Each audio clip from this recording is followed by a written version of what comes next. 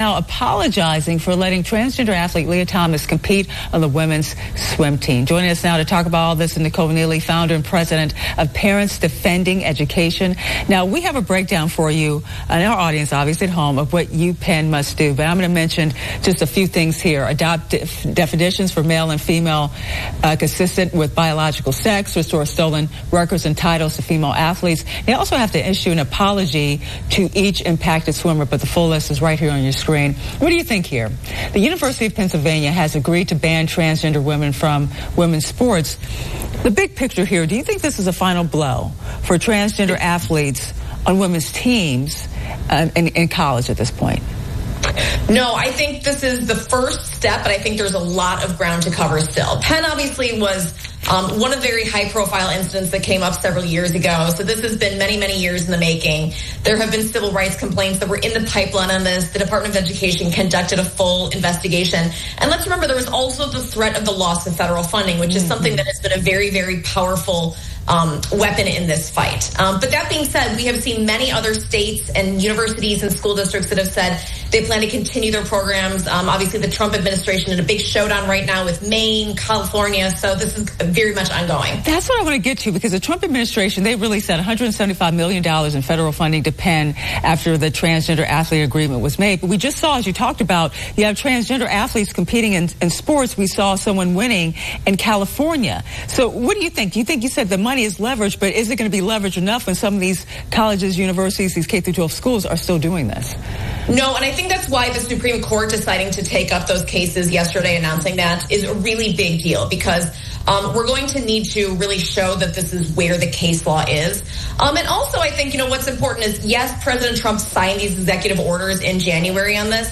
But executive orders, as the states of Colorado, Maine, and others have pointed out, executive orders do not carry the force of law. So it really, I think, at this point, moves back to Congress, and it is incumbent on them to try and codify this.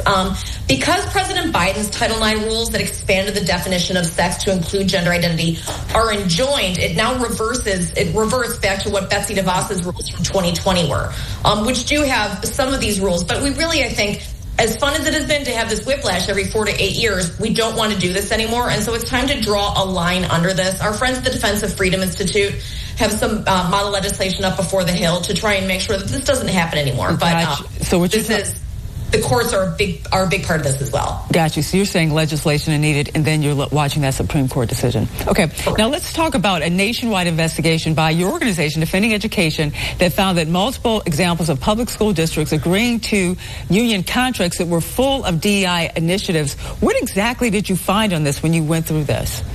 Yeah, we looked at the hundreds of contracts from coast to coast, searching for terms like anti-racist, BIPOC, equity. And what we found is that a lot of these contracts have these provisions baked into them, which is obviously, again, this being a priority of the Trump administration, is something that is of concern.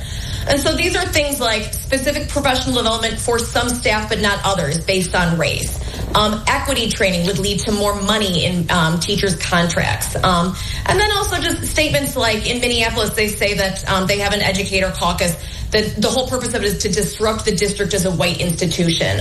Minorities might be exempt from layoffs. And so really unusual treatment of some groups of people based on immutable characteristics that are, in my mind, questionable, if not illegal. Where is this? So where does this investigation stand? Where does the whole situation stand right now in terms of you moving forward with this? Yeah, we just released it this week. This week is the NEA's actual annual conference, which is in Portland, Oregon. So we thought the timing of it was fun. But we're going to start to flag this for members of Congress as well as for individual state legislators and governors, because they should know that this is taking place in their districts. And it's the kind of thing that they should really start to clean up.